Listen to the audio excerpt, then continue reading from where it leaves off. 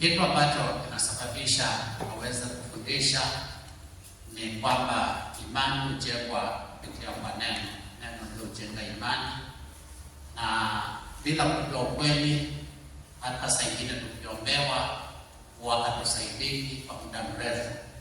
Unaweza kusaidika saa ile tunakuombea, lakini kwa sababu haujajua njia ya kujikinga na kuishi maisha yale ambao yatakusaidia wewe usiweze kuanguka kwenye magonjwa tena,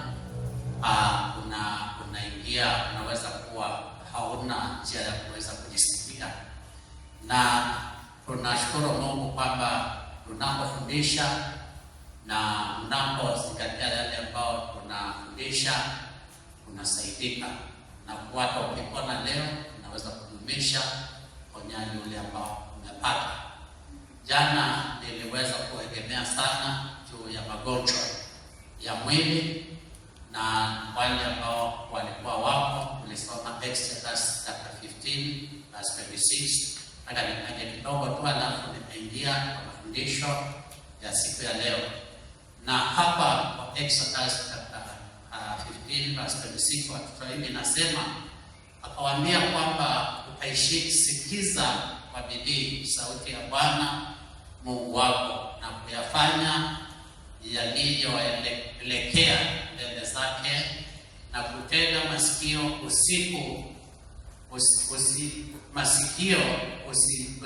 usikie maagizo yake na kuzishika amri zake. Mimi sitaitia juu yako maradhi yoyote niliyowatia wa Misri, kwa kuwa mimi ndimi Bwana mponyaji.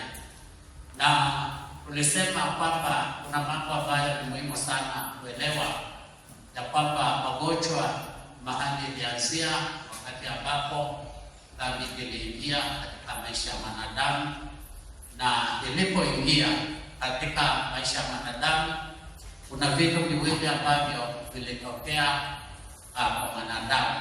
Jambo moja ni kwamba kifo iliingia katika maisha ya mwanadamu ambao bado kinaendelea katika dunia, na magonjwa pia yaliingia as a result of sin, yaliingia katika maisha ya mwanadamu.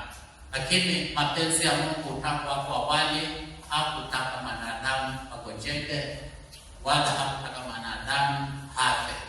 Alitaka mwanadamu aishi siku zote na aishi akiwa na afya njema. Na ndio maandiko inasema katika John 10:10 nasema kwamba shetani alikuja kuiba, kuua na kuharibu, ila mimi Yesu Kristo ndio anasema nilikuja ili wawe na uzima, na uzima tetetele. Uzima tetetele umepatikana kwa wale ambao wanaoamini, na magonjwa yale ambao yalikuja kwa sababu ya dhambi, Mungu wetu hapo na uwezo wa kuondoa magonjwa. Tuna uwezekano wa kuishi maisha ambayo haina kusumbuliwa na magonjwa, na kwa sababu maandiko yako yanahimiza, yanaeleza, kama hapo mahali tumesoma. Yeye mwenyewe Mungu aliwaambia wana wa Israeli ya kwamba wakisikiza vizuri maagizio ni kama mafundisho haya tunafundisha leo, na ndio naona hatuombi bila maagizio. Yana maagizio ili ukiyashika wewe mwenyewe ikusaidie ukaweza kuishi maisha ambayo hayana mashida ya magonjwa. Na akasema ukiyasikiliza na uyashike maagizio, mimi mwenyewe nitaondoa magonjwa yaliyowapata wale wa Misri. Na Mungu wetu hapo na uwezo wa kusababisha wewe usiwahi kugonjeka, bora tu ushike maagizio. Na mimi mwenyewe nimekuja kujua katika maisha yangu ya kwamba magonjwa yale ambao unaweza wewe mwenyewe kuzuia, unaweza kujizuia yasikupate, ni mengi sana. Almost 80% ya magonjwa ambayo tunasaka katika maisha yetu, almost 80% they are within our means and ability kuweza kujizuia. Na nikuwa ninapeana mfano wa kunywa maji machafu. Naenda pale mtoni na kunywa maji, yule wamekufia hapo, manyoka wamekufa hapo, wengine wameoga hapo, unakunywa hiyo maji. Obviously system ya mwili wako itakataa hiyo maji na utaanza kutapika, utaanza kuharisha na kuwa mgonjwa. Na shida ni nini? You are not careful enough. Na ndio naona wazungu anasema boil the water, uifanye uichemshe kabla hujakunywa, itakuwa vingi vingi. Ifanye hivyo, ama uweke dawa, ama ukunywe tu maji masafi.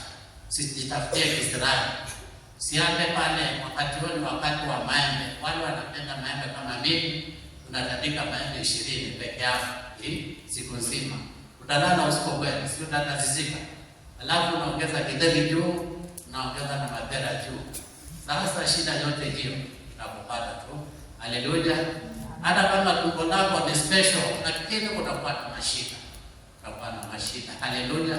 Ukiwa kiafu, kila tu kiasi, kula 5 kila saa. Haleluya. Kula 5, mapera kula kesho yake. Kideri unaweza achana nayo. Haleluya. Ukaweze kuwa na wakati wa kuishi vizuri. That they are within your means. Mambo ya mwili, kuumwa na viungo. Saa ingine tunaumwa na viungo simply because umekaa vibaya. Umeketia kiti vibaya, umeketi sana, umelala ubafuni muda mrefu. Kuna wengine wakilala hapa wageuki hata usiku. Mahali umemwacha jana, hapo kwao. Hapo tani hivi, hapo tani hivi, hapo tani hivi, alilala tu hivyo. Haleluya. Sasa unaamka mkono umeganda. Damu imeenda upande mmoja, moyo umeulalia. Unajua moyo sehemu ya moyo unaulalia, sasa pia kuna shida. Haleluya. Na ni kipindi kirefu, Kwa hivyo unakuwa na shida. Mwili pia unahitaji a bit of exercise. Maandiko inasema a bit of exercise ina faida kwa mwili. Wewe ukibii, wewe haufanyi kazi ya kutoa jasho kama kazi ngumu na kuna kitu unafanya, unakaa tu unasema nimebarikiwa sana kwa watoto wa kutumatuma. Wewe ufanye kitu. Haleluya. Haleluya. Kitaka kitu mtitoni, kimbia. Nataka kitu tu, hata ile exercise kidogo ya walking. Kule Nairobi Syokimau unakuta wazee asubuhi, ukitoka mapema unakuta watu na wadada wanakimbia. Wanakimbia barabarani. Wana exercise. Maana wanajua watashinda siku nzima kwa wameketi kwenye ofisi. Kwa hivyo magonjwa mengi ambao yatatupata, most of them yanaepukika ukiwa careful.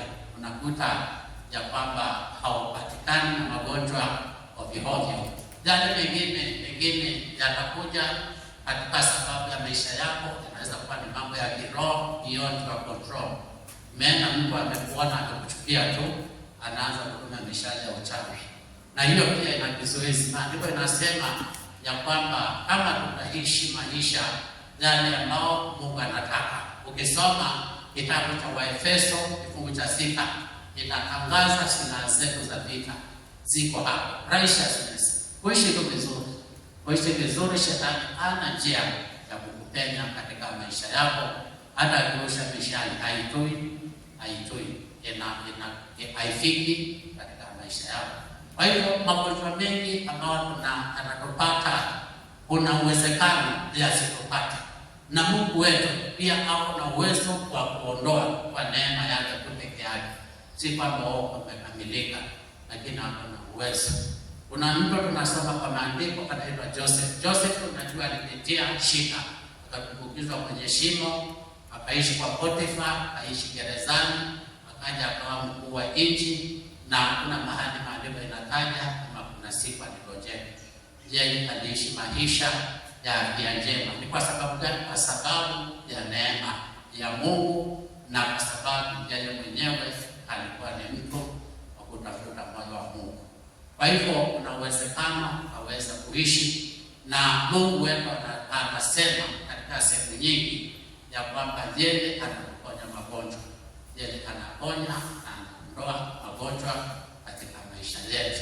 Na kuna umuhimu wa kuelewa kwamba si lazima ugonjeke, si lazima. Na si lazima uishi na magonjwa.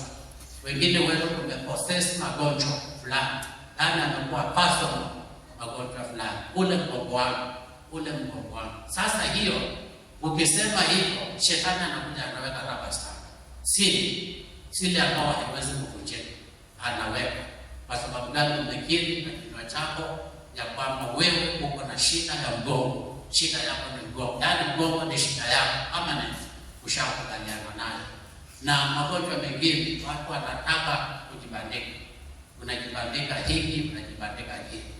Wengine wanataka ile state ya kukaa wakiwa ni wagonjwa. Kuna fanyikazi mmoja tulifanya kazi na yeye, na halikuwa tukinunua hizi, tulikuwa tunanunua vitu vya kukula hapo ofisini, hizi za inchi, na zinakuja na pilipili mingi. Haleluya! Ukimaliza kukula hizo kubaisi hapo, anachukua ile pilipili ambayo imebaki ya matunda, kesho yake akujicho. Haleluya! anakuwa mgonjwa. Na siku moja nikiongea tu ovyo ovyo, unajua sasa hivi anaweza ongea ovyo ovyo, nikasema kuna watu wanapenda wao wagonjwa. Akasema Daudi, don't say like that. Akasema hiyo ndio njia ninaonyesha upendo. Yaani akiwa mgonjwa anaonyesha upendo. Haleluya! Naambiwa pole pole. Wengine wanaletewa tu maua, wanasikia vizuri. Kakadi yako imeandikwa get well soon. Sasa get well soon na wewe unaomba. Yule anakuletea kwa mimi, nisaidie na hii maumivu. Nikusaidie. Anaenda zake kuendeleza mambo yako. Wewe ndio unabaki hapo ukiugua. Kwa hivyo unastahili kuchukia magonjwa kwa vyovyote na kufanya bidii yoyote kuhakikisha kwamba you don't live carelessly katika maisha yako kwa njia ambayo inaweza kuattract magonjwa katika maisha yako, kuattract magonjwa. Lifestyle ile ambayo unaishi, una lifestyle ya kuattract magonjwa ya natural haya ya vitu vichafu. Una maisha unaweza kuisha kuattract demons in your life ambazo zitakuja zikusumbue mwili wako na maisha yako, zikutorment na ukaishi maisha ya kuteseka. Nataka nitaje kwa kifupi kwa nini magonjwa, shetani anaweka magonjwa katika maisha yetu. Mambo mawili ama matatu. Jambo la kwanza, hakuna wakati shetani anakukazia mema. Na ndio maana inasema alikuja kuiba nini? Afya yako. Kuiba afya yako, kuiba furaha yako, kuiba amani yako. Na njia moja ambayo anatumia kuiba ni kupatia magonjwa ambayo yanaleta maumivu katika mwili wako. Uwe you are never at peace. Unauma na leo ni mgongo, kesho ni kidole, kesho ni kichwa, kesho ni hii, kesho ni na kukeep on your toes kupitia magonjwa, akutorment na magonjwa, ili haibe amani yako na ile life ambayo Yesu Kristo alisema alikuja kupeana, abundant life, kuishi maisha ya magonjwa. Hiyo ni namba moja. Ile nyingine ambayo anafanya juu ya maisha yako wakati ambapo analeta magonjwa is to break you, akuvunje kabisa, uvunjike, uwe wewe mwenyewe umejisahau, imani ile ambayo ulikuwa nayo haiko, akuvunje uwe hauwezi kuwa na msimamo kwa sababu ya magonjwa ile hali ambayo unapitia. Hauna uwezo, anakuvunja, anakuponda kabisa, spiritually na physically. Ile jambo lingine ambao anafanya ya tatu ni kugeuza imani yako, yaani uone Mungu tu ya kwamba Mungu wako ni Mungu mbaya, Mungu ambaye analeta magonjwa, Mungu mbaya ambaye haponyi, Mungu mbaya ambaye anataka tu kuishi maisha ya mateso, anataka uache hiyo imani. Na hivyo ndio njia alipitia kwa Ayubu. Alimwambia Mungu, wewe unaona huyo Ayubu ati how upright he is, mshike kumgusa kidogo, waona kama hata geuka na kukana. Alikuwa anataka kuitafia na imani ya Ayubu. Lakini Ayubu hakusita, aling'ang'ana hapo. Akasema hata nikiteseka, najua siku moja nitamwona Mwokozi. Haleluya! Na siku moja akamwona Mwokozi akisimama. Andiko linasema ukisoma Ayubu 42 verse 10 ya kwamba Ayubu alipona na akarudishiwa kila kitu alichokuwa amepoteza mara mbili. Kwa sababu gani? Mungu wetu anaponya, Mungu wetu ako na huruma, Mungu wetu anatupenda, na mapenzi yake ni kwamba tukaishi na afya njema. Jambo la nne ambao ni ya mwisho, na ndio ninatumia sana kuongea ujumbe wa leo, bado niko kwa jana, ni kwamba yeye kuleta magonjwa katika maisha yetu aweze kuleta limitation katika maisha yetu. Limitation, yaani wewe hauwezi kwenda mbali, yaani ugonjwa ukukamata huwezi enda mbali. Wakati wa corona niligonjeka na mke wangu, tukalala siku 3 tukiwa hatuitoki nyumbani, yaani jua tunaiona mbali kwa dirisha, lakini hatutoki nyumbani. Na nikaanza kufikiria, nikawa nasema moyoni, siku ile nikaona nimetoka nje, yaani nje ya nyumba, niko hapo nje na nimepata nguvu, nimetembea. Kuna kioski ilikuwa hapo mbele ya nyumba yetu, bali kidogo tulikuwa tunaita kwa Masai, sahi ya mnyama hapa. Nikawa ninasema siku ile nitajikuta nimefika kwa Masai, nikajua nimepona. Yaani umekaa kitandani, unaona tu distance yako kidogo, ukimanage kajua umepona. Haleluya! Na siku moja nikasikia mwili uko na nguvu, nikatoka nje, na nilipotoka nje nikasema leo nitatimiza tamanio ya moyo wangu, nitaenda kwa Masai. Na nikaenda polepole, nikafika kwa Masai.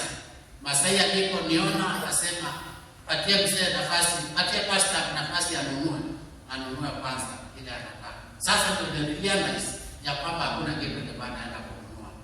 Nilikuwa tunaenda nifika kwa Masai, nisikia nimepona. Haleluya!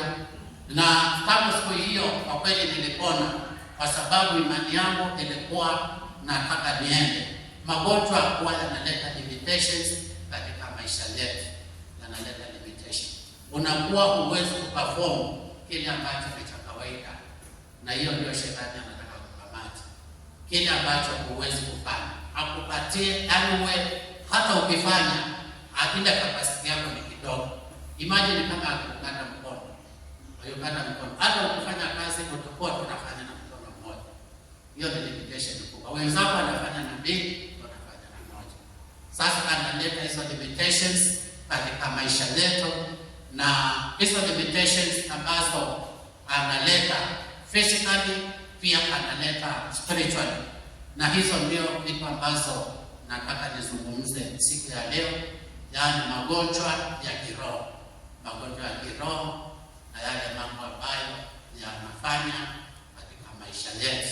Na nataka nisome mstari mmoja tu peke yake huko katika Proverbs, ndio mstari nataka nisome na Bwana ataenda kutubariki. Proverbs chapter 4 verse 23, ndio mstari nataka nisome, kisha tutakuwa na wakati wa kuongea mambo machache na Bwana ataenda kutubariki. Maandiko yanasema hivyo katika Proverbs chapter 4 verse 23, keep your hearts with all diligence, for out of it spring the issues of life. Narudia tena, keep your hearts with all diligence, for out of it spring the issues of life. Ama kwa Kiswahili, linda moyo wako kuliko yote uyalindayo, maana ndiko zitokapo chemichemi za uzima. Unaposoma hii mstari ni mfupi, lakini uko na maagizio muhimu sana kuhusu moyo wako ama nafsi yako, ule mtu wa ndani. Jana tuliongea sana juu ya mwili wa nje, physical. Tukasema hata mambo mengine yanahitaji ni exercise tu kidogo, physical. Kutunzwa tu, ili kutunza utatii na utaishi na afya njema. Lakini kuna mwili ule ambao ni wa kiroho. Mtu mwanadamu kawaida hapo na sehemu tatu, hapo na spirit ya mwanadamu ama ya Mungu, hapo na mwili huu physical, na hapo na soul. Ile soul nayo gonjeka, huwa inagonjeka, na ikigonjeka saa ingine inakuwa iko na shida sana, saa ingine hata kuliko mwili wa kawaida ndio umegonjeka. Na juzi nilikuwa nimetuma ujumbe, nilikuwa nimerekodi kwa marafiki, nikuandika kwa mkutano, na kitu kimoja niliwaambia hivi, niliwaambia hata kama wewe unasikia si mgonjwa, wewe njoo kwa mkutano. Kwa sababu gani? Wewe unaweza kuwa wewe hauko mgonjwa, lakini wewe ni mgonjwa zaidi. Kwa sababu gani? Kwa sababu una magonjwa yale ambao si yale ya kawaida, sio yale physical, yale ambao tunaweza kusikia maumivu, sio haya. Kuna mengine ambayo ni asili yako. Asili yako inaweza kuwa ni gonjwa na unapitia hali ambayo imeleta limitation. Kumbuka magonjwa tunasema ya kwamba njia moja ambao magonjwa yanakuja kuzuia ama kuleta ni limitation. Yaani unakuwa hauwezi kufanya mambo fulani katika maisha yako. Nakuja analeta vizuizi katika maisha yako, na hizo vizuizi zikija unakuta maisha yako hata kama uko physically fit lakini hauendelei. Kuna mambo mbalimbali katika maisha yako yamekuwa impacted na ugonjwa wa ndani, ugonjwa wa nafsi yako ama mwili wako. Na ndani yetu, katika nafsi zetu, kuna ile mind yetu, akili zetu ndani hisia. Wakati ambapo Mungu aliumba mwanadamu akiwa udongo, akiwa mwili huo, maandiko yanasema amebreathe ndani yake, na alipobreathe ndani yake kukazaliwa kitu. Hiyo soul sasa, hiyo soul ambayo sasa inabeba akili zetu, mawazo, nafsi, mwili, kila kitu ambacho kinafanya mwanadamu kuwa mwanadamu, sasa kikawa kiko. Na hicho huwa kinagonjeka. Kuna magonjwa ya moyoni, na haya magonjwa saa ingine ni hatari sana. Ndio maandiko inasema hapa, tusipolinda mioyo yetu ama kulinda huyo mtu wa ndani, tusipomlinda huyo mtu wa ndani yako unaweza kutokea kifo. Yaani unaweza kutokea kifo spiritually na physically, kwa sababu haukumtunza huyo mtu wa ndani. Na alipo ukisoma katika Zaburi ya 147 mstari wa 3 na 40, Isaia 61 mstari wa 1, utaona Yesu akikiri ya kwamba alikuja kuponya ule mtu wa ndani. Yaani alikuja kuhudumia huyo mtu wa ndani akaweze kupona. Yaani mganga alikuja kuheal the broken hearted, alikuja kuwafungua watu wamefungwa wapi? Wamefungwa ndani ya mioyo yao. Na nataka nizungumzie zile symptoms, na pengine baadaye nitazungumza zile ambazo zinaleta hizo magonjwa ya ndani ya soul. Leo kama kesho nimaliza mkutano wa kesho, kama sitapata nafasi leo. Na moja wapo ya yale ambao yanaonyesha ya kwamba ule mtu wako wa ndani ni mgonjwa, ni self-pity. Yaani self-pity, yaani unajihurumia tu. Wewe ni mtu kila wakati unajihurumia wewe mwenyewe, unasema oh my God, unajihurumia wewe kila wakati. Hauna confidence ya yale ambao unafanya, hauna confidence ya hali vile ziko. Yaani wewe usisikii, unasikia tu ya kwamba hauko sawa, na una express ya kwamba hauko sawa. I am not good at all, I am not good for anything. Yaani mimi mwenyewe ni bure, natoka kwa familia maskini, siwezi hili, siwezi lile, Sasa wewe unakuwa ni mgonjwa, na ugonjwa wako ni wa ndani. Physically uko sawa, lakini spiritually you are sick. Why? Because kwa sababu ya ile piti yako wewe mwenyewe uko na limitations. Ndio tunasema hata magonjwa yanaleta limitations katika maisha yako. Limitation ambayo uko nayo ni kwamba una confidence ya kufanya kitu. Una confidence. Haleluya. Una confidence. Na watu ambao wana confidence ni watu wa kushika na kuacha. Unaanza biashara leo, kesho unaacha. Unaanza masomo leo, kesho unaacha. Yaani wewe ni hauna nguvu za kuendelea. Una nguvu. Na kila wakati unajiona ya kwamba wewe haufai. Ukiingia katikati ya watu unaona wewe mwenyewe hata ni kama sura mbaya kabisa. Yaani unajisikia ya kwamba wewe haupendi, unaonewa, unaishi maisha, na hayo yanaleta limitations katika maisha yako. Unakuwa hutaki kuungana na watu, hutaki kukompiti na watu, hutaki kusimama kidete kama wanaume wale wengine, hauna confidence ya kufanya mambo. Hiyo ni ugonjwa. Kwa sababu gani? Inaleta limitation katika maisha yako. Haleluya. Na tiba yake ni moja. Tiba yake ni imani. Najua maandiko inasema hivi. Inasema katika Waebrania 11 mstari wa 6 ya kwamba Mungu apendezwa na watu ambao wana imani. Yaani ukiweka imani yako kwa Mungu ya kwamba Mungu anaweza mambo yote. Mungu anaweza mambo yote na anakaa ndani yako. Na hapo pamoja na wewe kuwezesha mambo yote. Utaweza kuwa na confidence. Utajua Mungu alikuumba vile ulivyo kwa sababu aliona unafaa hivyo. Sianze kulalamika kusema kafupi mimi. Wewe uko sawa, hata kama ni inchi kadhaa uko sawa.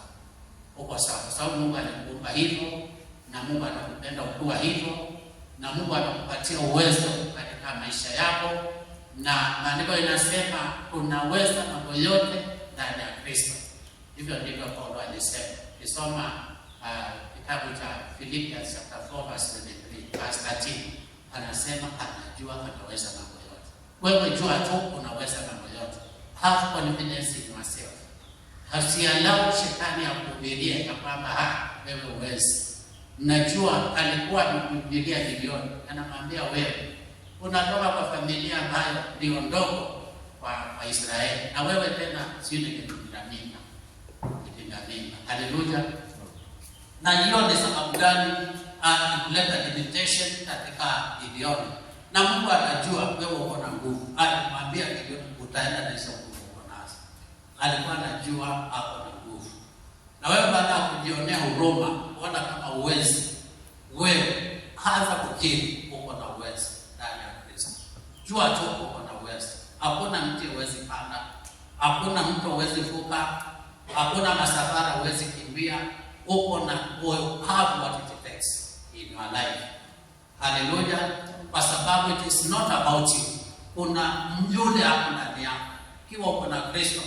Maandiko inasema ukisoma kitabu cha kwanza cha John chapter 4 verse ngapi? John chapter 4 verse 4 inasema ya kwamba yule aliye ndani yetu ni mkuu kuliko yule ambaye ako katika ulimwengu. Yaani ni mkuu kuliko shida zote, hali zote za ulimwengu aliye ndani yako. Na ukigrasp hiyo ya kwamba it is not you, it is about him who is in you, na hakuna jambo haliwezi kuwa na nguvu. Hautajihurumia, hautajiona kama wewe umetoka kwa familia ya aina gani, au umetoka mahali fulani, wewe umeishi kiaji, wewe umesoma kiwango gani. Utasimama kidete na utaweza kuovercome challenges za self-pity. Hiyo ni ugonjwa wa mwili. Ile ingine namba 4, ugonjwa mwingine wa moyoni ni self-hatred. Yaani unajichukia tu bure, unajisikia bure. Nasema hata sijui kwa nini mimi mwenyewe nilizaliwa. Sijui kwa nini nilizaliwa. Sijui kwa nini ninaishi. Sijui kwa nini ninaishi. Yaani hata uone maisha yako kama hakuna thamani. Na hiyo ni shetani huwa anaweka hiyo, uwe mgonjwa, uwe you cannot utilize what God has put in you to the maximum. Kwa sababu ukianza kufikiria hivyo, unajua Mungu wetu hapo tuomba tuishi kwa ajili yetu. Uko na purpose ya kuishi. Uko na mambo Mungu anataka kuachieve through you. Kuna mambo mengi Mungu anataka kuachieve kupitia kwako. Kuna watu wengi wanakuangalia wewe, wanakutegemea. Wengine watu unawajua, wengine hawajui. Mungu ongea na watu. Naweza kuwa anakuona tu, kuna mtu anakuona unapita, anapata nguvu, anapata strength kutoka kwako. Kwa sababu gani? Kwa sababu kuna kitu anaona ndani yako na ukijui. Wewe unaona kama uko weak, unauliza kwa nini nilizaliwa. Lakini kuna watu wana draw strength from you. Wanakuona, wanasema hai, natamani kama ningekuwa dada fulani, natamani kama ningekuwa ndugu fulani. Na hujui, unaona tu unaishi kawaida. Siku moja huwa nakumbuka nilikuwa naenda live. Na nikienda tu hapo mnakuwa nikakutana na jamaa mwingine alikuwa ni ndugu wa kiroho. Akamwambia naanza live. Kwa hivyo tukaonana nikarudi. Akaniuliza hati unaenda? Nikamwambia naenda live. Kaona ameshangaa. Nikamuuliza kwani mimi mwenyewe sistahili kwenda likizo kama watu wengine? Akasema sio hivyo mchungaji, sio hivyo. Nikamwambia sasa ni nini? Akaniambia ndugu, pengine hujui mchungaji, lakini pengine hujui. Lakini ukipitia ile mlango, ukiingia hapa kazini, huwa ni kama unatangaza amani in the entire place. Yaani ile ndio kanyanga tu hivi kama kuna sauti inatoka. Kuna lugha inaongea silent without me knowing. Na hiyo silent ni kama natangaza amani in that office. Natangaza amani. Kwa hivyo akasema sasa hiyo ukiwa huko, sasa hiyo tutakuwa hatuna hiyo. Haleluya. Kwa kweli nilirudi huko baada ya kuwa nimetoka na nikakuta sio vile niliacha ile peace niliacha huko, haiko hivyo. Haleluya. Haiko hivyo. Kwa sababu gani? Kuna kitu wewe mwenyewe hujui, lakini unaona dhamana kubwa machoni pa Mungu. Lakini shetani anataka uwe mgonjwa wa sio fiti. Yaani wanajiona kama haufai. Nataka nikwambie unafaa. Wewe ni wa dhamana kubwa. Wewe ni wa msaada mkubwa. Hata wakati ambapo unaona kama hauko productive, you are still productive kwa sababu aliye ndani yako ndio anafanya kazi kupitia kwako. Kwa hivyo kila mtu hapo na dhamana kubwa kwa macho ya Mungu. Ndio sababu alimfia msalabani. Na kukosa kuwa na ukiwa na self pity, kila wakati ambapo unakuwa na self unakosa ile roho ya shukrani. And you don't appreciate the work God has done in your life. You don't appreciate who you are. Ile Mungu amefanya katika maisha yako. Na hiyo ni kitu ambacho shetani anataka yani ugonjeke, uwe utambui matendo ya Mungu juu ya maisha yako. Utambui. Na kwa sababu ya hiyo unaweza kuwa hauendelei kwa sababu ya limitation ya kuwa wewe mwenyewe unaishi maisha ya kujihurumia, sio piti. Mungu akusaidie wewe mwenyewe aweze kuwa unaweza kupona kutokana na sio piti na sio hatred ukichukia. Na kitu ambacho kinaweza kusaidia sana ni kuanza kudeclare mambo ya imani na kuappreciate matendo ya Mungu kwa maisha yako. Kama ni unajichukia kwa sababu ya maumbile, unajiangalia kwa kioo, unasema ya kwamba mimi nimeumbwa vizuri, I'm pretty, I am okay, niko sawa. Haleluya. Kutamka uzaa mambo mengi. Ni fact kutamka pia kunazaa uzima. Nisoma Romans 10:10, kunazaa uzima katika maisha yetu. Kwa hivyo kuna declare ya kwamba Mungu wewe amekuumba vizuri, wewe unapendeza, wewe ni kitu kizuri, wewe una uwezo, wewe ulizaliwa mahali pazuri, wewe ulizaliwa vizuri, wewe uko sawa. Usijichukie kwa lolote, usijichukie kwa lolote. Na ukifanya hivyo, unakuta kwamba limitation nyingi katika maisha yako zimeondoka katika maisha maisha yako. Jambo lingine ambalo linaleta na linakuwa ni ugonjwa wa ndani ni magonjwa ya depression. Yaani depression, uko na depression na hiyo ni condition ya moyo wako. Yaani umefika mahali ambapo unaona ya kwamba wewe haufai kabisa, hata ustahili kuishi, hata hauna yaani unaona giza tu, maisha yako ni giza. Unaona giza, huoni yaani tamanio ya kuishi, huoni mambo mazuri mbele zako, huoni kitu kizuri, na hivyo unashindwa. Unajua kama huoni mbele, unaamka asubuhi kwa sababu siku imekuja na uko na mambo ya kufanya. Ikiwa hauna kitu ya kufanya, watu wengi ambao wako na depressions anaweza spend hata siku mzima kitandani, kwa sababu anaona hata akifanya kitu ni kazi ya bure. Hata anafika mahali hata kuongea na watu, ataongea na wao nini, na hakuna kitu ana expect, kuna kitu anaona. Yaani anaishi katika ulimwengu wake wa kwamba hakuna kitu kinaendelea katika maisha yake. Hiyo ni ugonjwa mbaya ambao saa ingine unaleta ugonjwa physical. Naweza kuta mtu amelala hospitalini kwa sababu ya depression, ama ameenda kabisa, ameenda kule kwingine kwa sababu ya depression kiingia katika maisha yake.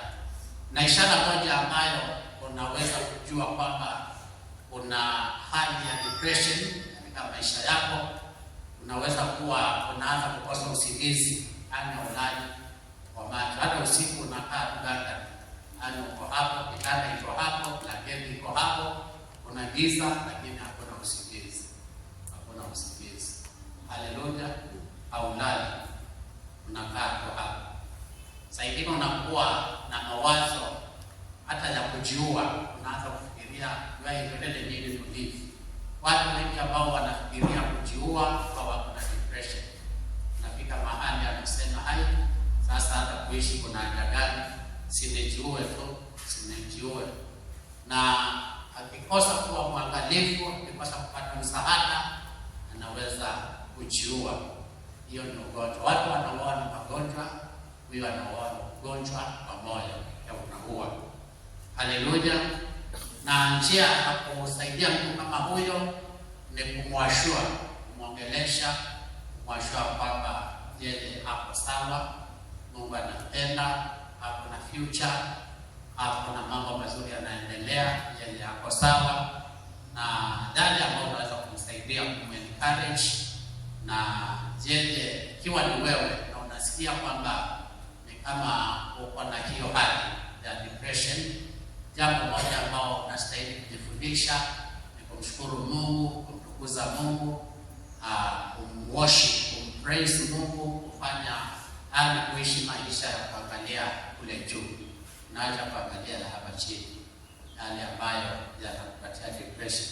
Anza kuangalia na kuwa na matumaini na Mungu wetu, utakuta kwamba umesaidika. Haleluya! Ile ingine ambayo ni mbaya sana ni inferiority complex. Yaani unasikia kwamba wewe ndio wa chini kabisa kuliko wale wengine, wewe ndio ufai kabisa kuliko wale wengine, wewe ndio ustahili kabisa kuliko wale wengine. Ukiwa na inferiority complex, unakuwa na shida kubwa sana, na nimekuja kujua ya kwamba haijui hata ukiwa umeachieve nini.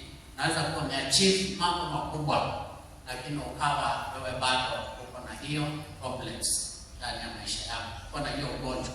It's not about achievement. Naweza kuachieve mambo mengi, but at the end of the day ukawa wewe mwenyewe, hata ukiwa na wakuu, wale wakubwa kabisa, unajisikia bado wewe ndio kadogo hapa. Ndio wewe mwenyewe hujaelewi, ndio hujaelimika, ndio mwenyewe mfupi, ndio mwenyewe unasikia tu wewe ndio uwezi, wewe ndio wa chini. Na it is a bad feeling. Kwa sababu gani? Kwa sababu inakusababisha usikie kama uwezi. Hata yale challenges ambazo zinakuja, unasikia kama you are not capable, you are not able.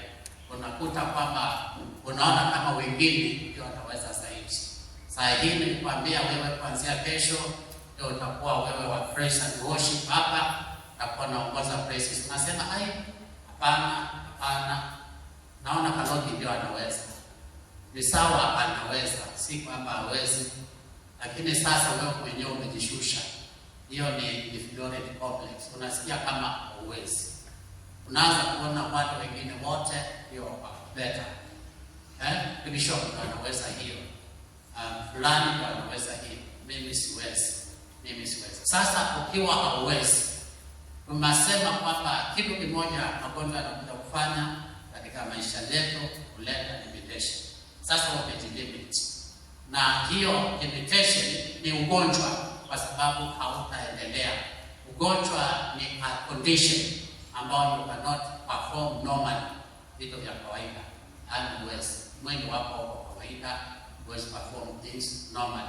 Kwa hivyo it is a bad condition ambao unaweza kuwa nayo na inaweza kuletea mashida mengi katika maisha yako. Inferiority complex inasema all the time I am not good. Nasema hata mimi sina sura mzuri. Kuna watu kuna mtu alikuwa anaitwa Michael Jackson. Ni kama akija kukufa mwili wake watu walikuwa wamebadilishwa uso na plastic surgery. Kila wakati ukiangalia mwingine unaona huyu macho yake ni mazuri kuliko yake. Ni mazuri. Na unaanza kuangalia hivi, unaangalia hivi. Nasema natamani kama hii kwa yako ingekuwa hapa. Wala ya hapa. Naenda inakatwa inaletwa hapa.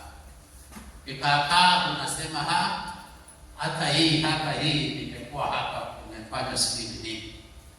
Kwa sababu unasisikia all the time, unasikia ya kwamba hauko sawa. Na hii ndio shetani anatumia kuharibu watu.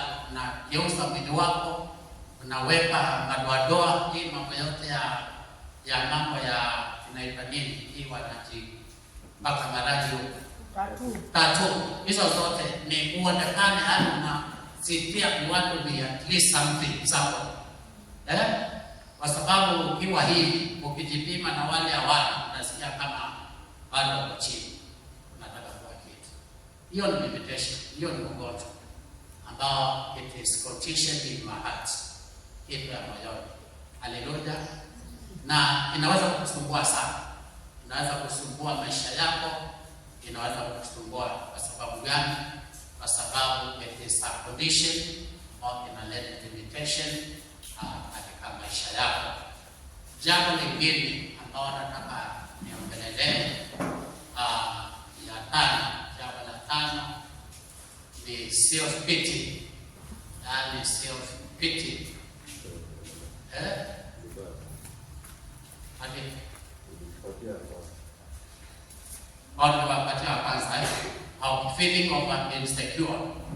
Feeling of insecurity and feeling of insecurity.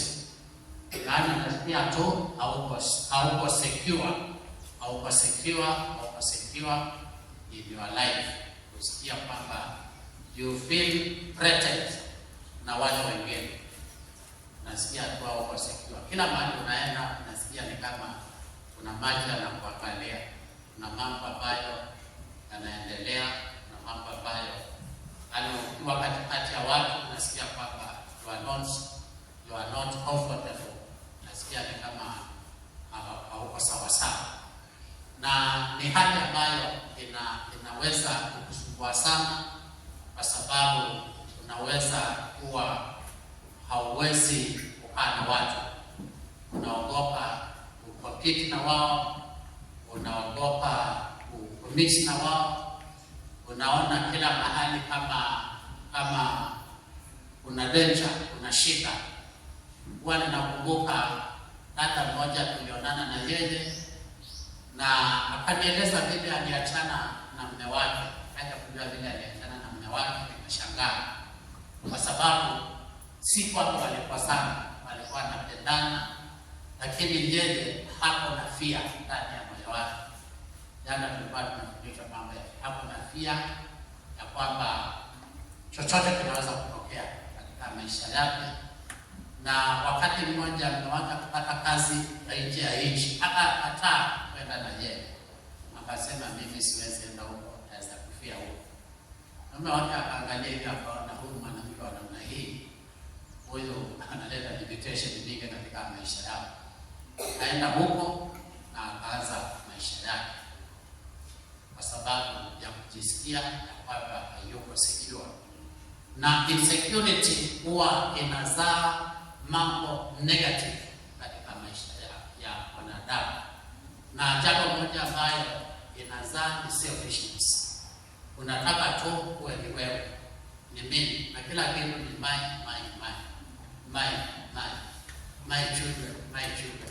Don't touch my children. Don't send my children. Don't do that. Mine. Hiyo ni hali ya insecurity. Ikiwa uko insecure in your life, unakuwa wewe mwenyewe hata kuassociate na watu ni ngumu sana, kwa sababu unataka hivyo, na kila wakati kuna demands ndani ya moyo wako ya kwamba unataka ukue number one. Unataka tuwe ni wewe uko mbele, ndio uko mbele. Hiyo tamaa iko ndani yako ya competition, ya kuwa wewe unataka uwe, kwa sababu ukiwa hapo unaona kama utakuwa more secure, lakini ukifika hapo unakuta bado, kwa sababu ni roho iko ndani yako ambayo inakusumbua. Na hizo ndio mambo ambayo nataka nifike hapo. Bado nitazungumza mengine matatu ama mawili, nitaenda mpaka namba 10 kesho ndio nitamaliza. Lakini nataka niseme ya kwamba hii hali ambayo ni ya ugonjwa wa ndani. Ugonjwa wa ndani ni ugonjwa ambao unasumbua watu wengi sana. People are suffering. Na ndio nilikuwa nimewaambia watu, hata kama usikii kama ni mgonjwa, wewe njoo, kwa sababu unaweza kuwa hata wewe ni mgonjwa zaidi. Unaweza kuwa ni mgonjwa zaidi. Hivi saa hii wewe ambao uko hapa unaishi na certain way. Na hiyo certain way unaishi saa ingine inategemea wewe mwenyewe